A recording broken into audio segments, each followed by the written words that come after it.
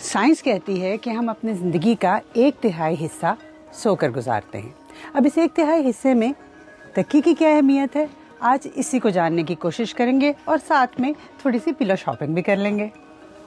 इस स्टोर में जहां मैं पिलो शॉपिंग करने आई हूं, यहां पर घर में मौजूद इस्तेमाल की तमाम चीज़ों को घर के असल कमरों की तरह छोटे छोटे एरियाज़ में सजा कर रखा गया है ताकि ख़रीदारी करने वाले अपनी मर्ज़ी का सामान बाकायदा परख कर ख़रीद सकें। जैसे मैं ये तकिए ट्राई करने लगी हूँ। डॉक्टर्स कहते हैं नींद अच्छी तो सेहत भी अच्छी, और रिसर्च कहती है अच्छा तकिया अच्छी नींद। मगर अब सवाल ये पैदा होता है कि कौन सा तकिया खरीदा जाए। अमेरिका में तकिया खरीदना इतना ही मुश्किल है जितना शादी के दिन का जोड़ा सिलेक्ट करना। इतनी ऑप्शंस हैं कि आप चकरा कर रह जाएंगे। सीधे, करवट लेकर या पेट के बल सोने वालों सबके लिए अलग अलग तकिए। इनके साइज, मटेरियल, सॉफ्टनेस, हार्डनेस सब मुख्तलिफ।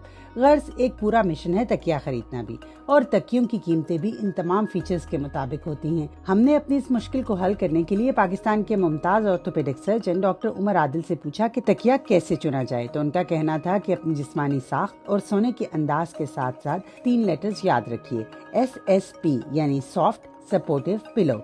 रिसर्च से साबित है कि दुरुस्त तकिए का इंतखाब नींद के दौरान आपकी रीढ़ की हड्डी को सही पोजीशन पर रखता है, जिससे गर्दन और कंधों पर दबाव कम होता है और मसल्स आरामदेह हालत में रहते हैं।